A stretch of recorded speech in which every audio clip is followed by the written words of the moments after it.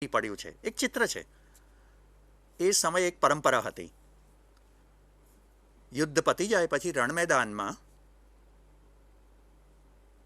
અંતઃપુરની સ્ત્રીઓ એ મૃતદેહોના પરીક્ષણ માટે આવતી. અત્યારે જેમ કેટલાકના મૃતદેહોનું આઈડેન્ટિફિકેશન કરવામાં આવે છે ને, ઓળખ વિધિ, લગભગ એ પ્રકારની આ વિધિ હતી. અને રણ મેદાનમાં પછી એ કુલવધુઓ આવીને પોતાના પતિના શરીરનું પરીક્ષણ કરતી કે હા, આ મારા પતિ છે, બદલાઈ ના જવા જોઈએ પાછા. એટલે આવી એક વ્યવસ્થા એ વખતે યુદ્ધ મેદાનમાં કરવામાં આવતી. એટલે એક કુલવધુ પોતાના પતિના આવા દેહને જોઈને આવી અભિવ્યક્તિ કરી રહી છે. પાય વિલગ્ગી અંતરડી સીરુ લસ્સીયું કંદસ્સુ તોવી કટારઈ હથડવું, તો પણ કટાર હાથમાં છે, છોડતો નથી. બલી કિજ્જવું કંતસ્સુ, આવા પતિ ઉપર હું વારી જાઉં છું. જો હવે અહીં ઉર્મી તત્વની સંકુલતા કેટલી બધી છે, આપણે તો એ તપાસવું છે કે આ એક નાનકડો દુહો પણ એક સ્વતંત્ર ઉર્મી કાવ્યની ક્ષમતા કેટલી પ્રબળતાથી ઊભો કરે છે. આમ આખું ચિત્ર કરુણતા સભર છે. પતિનું મૃત્યુ થયું હોય તો કઈ પત્ની કરુણ ભાવ ન અનુભવે? એટલે વેદના તો અંદર છે, પણ નાયિકા વેદના પ્રગટ નથી કરતી, એ તો વીરતાનો ભાવ પ્રગટ કરે છે. અરે ભલે ને પગમાં આંતરડું વીંટળાઈ વળ્યું હોય કે માથું ખભા ઉપર ઢળી પડ્યું હોય, પણ કેવો બળવાન છે કે હાથમાંથી કટાર છોડતો નથી. આવા પતિ ઉપર હું વારી જાઉં છું. આપણે કાંતની કૃતિઓ છે ઉર્મી કાવ્યો કહેવાય કે નહીં? અચ્છા, વચ્ચેથી બીજો પ્રશ્ન આવ્યો છે મિત્રોનો કે હા જી હા, હું સાંભળી રહ્યો છું. કાંતની જે કૃતિઓ છે ઉર્મી કાવ્ય કહેવાય કે નહીં? કાંતની અનેક કૃતિઓ ઉર્મી કાવ્ય છે. જેમ કે સાગર અને શશી જેવું તો ઉર્મી કાવ્ય કદાચ ગુજરાતી ભાષામાં બીજું કોઈ નથી. એટલું જ નહીં, કાંતે જે નાના નાના કાવ્યો કર્યા છે, વસ્યો હૈયે તારે, રહ્યો એ આધારે, પ્રિયે તેમાં મારે, પ્રણય દુનિયાથી નવ થયો, નવા સંબંધોનો સમય રસ ભીનો પણ ગયો. આમ બહુ જ નાનું કાવ્ય છે આ. વસ્યો હૈયે તારે, રહ્યો એ આધારે.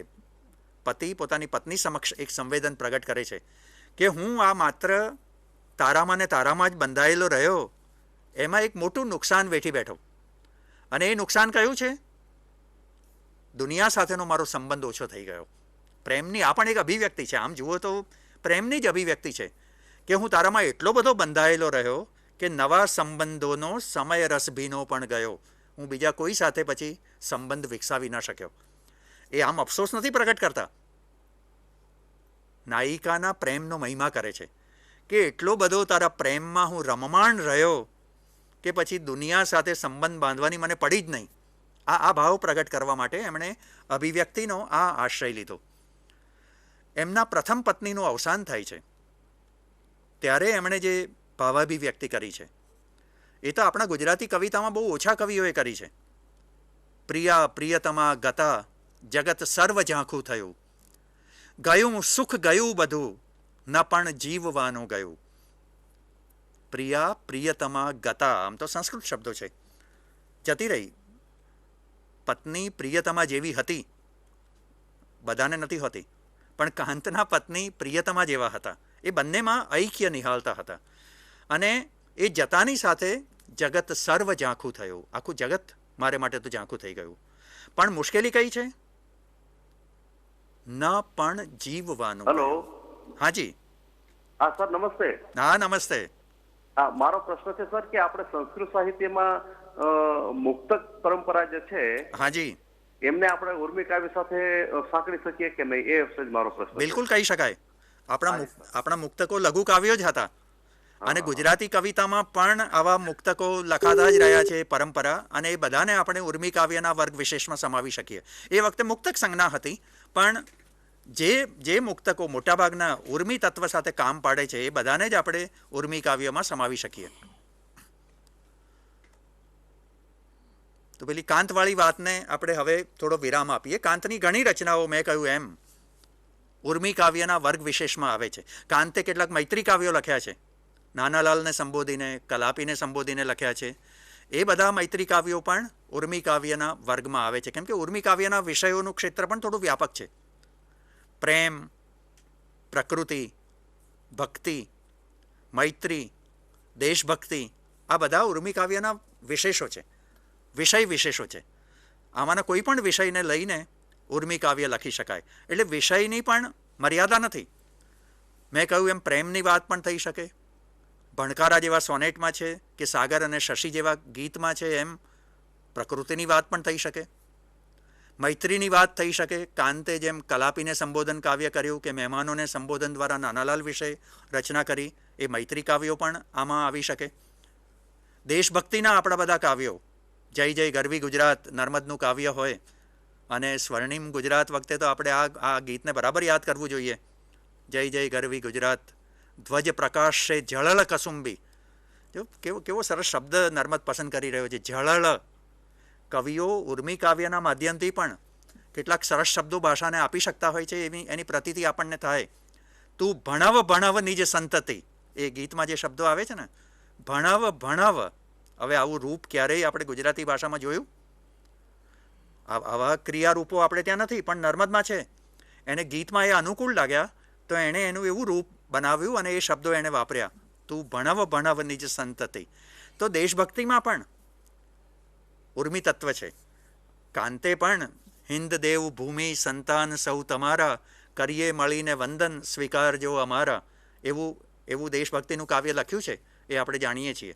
જનગણ મન રવિન્દ્રનાથ ટાગોરનું સરસ ઉર્મી કાવ્ય છે, એમાં પણ દેશભક્તિનું સંવેદન પ્રગટ થયું છે. આ દેશભક્તિનું સંવેદન આવ્યું એટલે મને એક મુદ્દો અહીં ખાસ ઉલ્લેખ કરવાની ઈચ્છા થાય છે. નરસિંહ રાવ નામના આપણા એક જેમણે પ્રથમ ઉર્મી કાવ્યનો પ્રારંભ કર્યો છે એવું આપણે કહીએ છીએ 1887થી કુસુમમાળા સંગ્રહથી. એ નરસિંહ રાવે દેશભક્તિને માત્ર ઉર્મી કાવ્યનો નહીં, કવિતા માટેનો પણ બિનમહત્વનો વિષય ગણાવેલો. એ એવું માનતા હતા કે દેશભક્તિના વિષયથી ઉત્તમ રચના થઈ જ ન શકે. હવે આ બહુ વિવાદાસ્પદ લાગે એવું છે, પણ આપણે વિચારવા જેવું છે, ચિંત્ય છે આખો મુદ્દો કે શા માટે એક સમીક્ષકે આ વલણ લીધું. તો એની પાછળ બીજા કેટલાક કવિતા તત્વને સમજવાના કારણો રહેલા છે. જે ઊંચી કોટીની કવિતા છે એ જ સમયના આપણા એક સમીક્ષક કહેતા હતા એમ, આનંદશંકર ધ્રુવ કહેતા હતા એમ, વિશ્વ વ્યાપનનો ગુણ ધરાવે છે. જે કવિતા આખા વિશ્વ સુધી વ્યાપી ન શકે એ ઊંચી કોટીની કવિતા નહીં. શેક્સપિયર કે કાલિદાસ કેમ આખા વિશ્વને સ્પર્શે છે? કેમ કે એ સમગ્ર વિશ્વને વ્યાપે એવી સંવેદના પ્રગટ કરે છે, જગતના બધા મનુષ્યોને સ્પર્શે એવી વાત એ પોતાની રચનાઓમાં કરે છે. દેશભક્તિ એવો વિષય છે જે આખા વિશ્વને સ્પર્શતો નથી. આ અર્થમાં ધારો કે નર્મદનું જય જય ગરવી ગુજરાત કાવ્ય છે, એ મહારાષ્ટ્રના ભાવકને કેટલું ગમશે? પ્રશ્ન અહીં છે. નરસિંહ રાવને આ રીતે આપણે સમજવા જોઈએ કે મરાઠી ભાવકને એને વિશે જાજી સંવેદના નહીં થાય, કે બંગાળના વાચકને એને વિશે જાજી લાગણી નહીં થાય, જેટલી ગુજરાતના વાચકને થશે એટલી નહીં થાય. એ અર્થમાં નરસિંહ રાવે વિરોધ કર્યો હતો. એ દેશભક્તિના વિરોધી નહોતા, દેશભક્તિનો ભાવ રચનામાં આવે એના પણ વિરોધી નહોતા, પણ દેશભક્તિના ભાવવાળી રચના વિશ્વવ્યાપનનો ગુણ ધરાવી ન શકે, એ જન સામાન્યને ન સ્પર્શી શકે, એવા અભિગમથી એમણે કવિતા માટે દેશભક્તિના વિષયનો વિરોધ કરેલો. પણ એ ભલે ગમે તે હો, પણ દેશભક્તિ પણ ઉર્મી કાવ્યનો વિષય થઈ શકે, ભલે સીમિત અર્થમાં. તો મૈત્રી, ભક્તિ, દેશભક્તિ, પ્રેમ, પ્રકૃતિ, આ બધા જ ઉર્મી કાવ્યના, મૃત્યુ, આ બધા ઉર્મી કાવ્યના વિષયો બનવાની ક્ષમતા ધરાવે છે. અને આજ પર્યંત આ વિષયો વિશે ઉર્મી કાવ્યો લખાતા આવ્યા છે. આપણે વાત કરતા હતા હેમચંદ્રાચાર્યની, ત્યાંથી આ શરૂ થયું છે. એક નાના દુહામાં પણ મેં કહ્યું એમ ભાવની કેટલી બધી સંકુલતા આવતી. એક બીજો દુહો પણ આપણે જોઈએ. એક નાયિકા પોતાના ટોડલા ઉપર કાગડો બેઠો છે એને ઉડાવી રહી છે. એકાએક કાગડો બોલે છે ને એનાથી સહન નથી થતું. હવે કોઈને એમ થાય કે આ શું કામ ઉડાવતી હશે, કેમ સહન નથી થતું? એનું મૂળ કારણ એ છે કે એનો પતિ પરદેશ છે. આપણે ત્યાં એવું માનવામાં આવે છે કે કાગડો મોભારે બેસીને બોલે તો કોઈક આવવાનું હોય, શુકન મનાય છે. મોભારે કે ટોડલે બેસીને બોલતો હોય, પરંપરા છે આપણી. આ બધા કવિ સમય છે ને આપણે આ બધા શુકન અપશુકનમાં માનતા પણ હોઈએ છીએ. કવિઓ આ બધાનો ઉપયોગ કરી લેતા હોય છે. એ પોતે શુકન અપશુકનમાં માને છે એવું નહીં, પણ આ સામગ્રીનો એ કાવ્યો માટે ઉપયોગ કરે છે. તો એ કાગડાને ઉડાડવા માટે પ્રયત્નશીલ થાય છે. શેને માટે? આવવાનો તો છે નહીં, શા માટે તું બોલે છે એમ, ઉડી જાય અહીંથી, જતો રહે. તો એનો એક સરસ દુહો હેમચંદ્રાચાર્યએ ગ્રંથસ્થ કર્યો છે. વાયસુ ઉડાવત્તી અયે પીયુ દિઠ્ઠહુ સહસત્તી. એ કાગડાને ઉડાડવા ગઈ. એ કાગડા તું ઉડી જા. વાયસુ, વાયસ એટલે કાગડો. વાયસુ ઉડાવત્તી અયે, ઉડાવતી વખતે.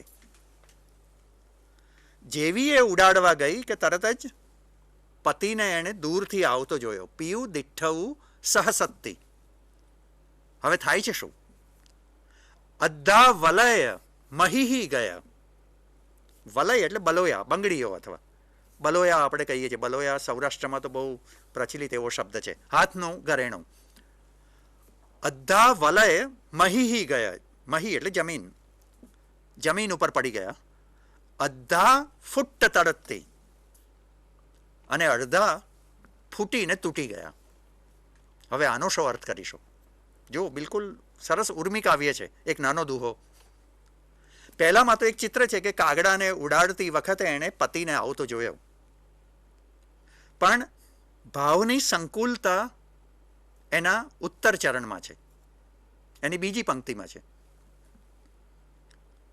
અડધા બલોયા પૃથ્વી ઉપર પડી ગયા. કેમ? કેમ કે એનો હાથ પતિ વિરહથી કૃશ થઈ ગયો છે, સુકાઈ ગઈ છે બિચારી. એટલે અડધા બલોયા એના જમીન ઉપર પડી ગયા. પણ બાકીના જે અડધા હતા, એ વખતે તો આખો હાથ બધો બલોયાથી ભરી દેતી આપણી ગૃહિણીઓ. અને હજુ આજે સૌરાષ્ટ્રમાં કે કેટલીક જ્ઞાતિઓમાં આખા હાથમાં બધા આવા બલોયા પહેરવાની પરંપરા છે. બાકીના જે અડધા હતા એ તૂટી ગયા. કેમ તૂટ્યા? કેમ કે પતિને આવતો જોઈને એનું શરીર ફૂલ્યું પછી એકાએક, અને એ ફૂલ્યું એને કારણે અડધા તૂટી ગયા. જુઓ, બે ભાવ કેટલા એક સાથે, અને કેટલા નાજુક ભાવો છે. એક તરફ વિરહનો ભાવ છે, પોતાનો પતિ અત્યાર સુધી આવ્યો નથી, તું અહીંથી જતો રહે. કાગડાને એટલા માટે તે ઉડાડી રહી છે સંબોધીને. તો બીજી તરફ પતિ આવ્યાનો, મિલનનો, સહોપસ્થિતિનો, સહજીવનનો એક રોમાંચ પણ છે. શરીર કંઈ એકાએક વધે નહીં, આપણને ખબર છે, પણ કવિતામાં વધે. કવિતાના તો આ બધા ચમત્કારો છે. એ એકાએક ગળી પણ જાય, એકાએક વધે પણ ખરું. અને આજ તો ઉર્મી છે, ઉર્મી તત્વની આજ તો બધી સંકુલતાઓ છે. તો એક સાથે આવી નાજુક એવી ક્ષણોને ઉર્મી કાવ્યનો કવિ એક સાથે મૂકી આપતો હોય. તો પ્રારંભથી ભલે ને ઉર્મી કાવ્ય લખી રહ્યા છે એવી સભાનતા કવિઓમાં નહોતી, ત્યારથી આપણે ત્યાં ઉર્મી તત્વની આવી આરાધના આપણા કવિઓએ કરી છે. એ પછી નરસિંહ, મીરા આદિ તો આવે છે. પછી આપણા કેટલાક વચગાળાના કવિઓ, જેમાં પ્રેમ સખીનો આપણે ઉલ્લેખ કરી શકીએ, સ્વામિનારાયણ સંપ્રદાયના કવિ. દાસી જીવનનો આપણે ઉલ્લેખ કરી શકીએ. કેટલાક કબીરપંથી કવિઓનો ઉલ્લેખ આપણે કરી શકીએ. અરે અખા જેવા કવિએ પણ વચ્ચે વચ્ચે કેટલાક પદો દ્વારા આવી ઉર્મી કવિતાને ગૂંથી દીધી છે. ઉર્મી કવિતાનો એક બીજો લાભ એ પણ છે મિત્રો, કે ઉર્મી કાવ્ય નજાકતની સાથે સાથે ભવ્યતાનું નિરૂપણ કરી શકે છે. હવે આ ક્ષમતા આ સ્વરૂપમાં ઊભી કરવી એ સહેલું કામ નથી, પણ શક્તિશાળી કવિઓએ નજાકતની સાથે સાથે ભવ્યતાનું, સબ્લિમિટીનું નિર્માણ પણ કર્યું હોવાના દૃષ્ટાંતો આપણી પાસે છે. જે નરસિંહનો આપણે ઉલ્લેખ કર્યો, એ નરસિંહ જ્યારે એમ કે સચ્ચિદાનંદ આનંદ ક્રીડા કરે, સોનાના પારણા માહી ઝૂલે, ચિત્ત ચૈતન્ય વિલાસ તદરૂપ છે, બ્રહ્મ લટકા કરે બ્રહ્મ પાસે.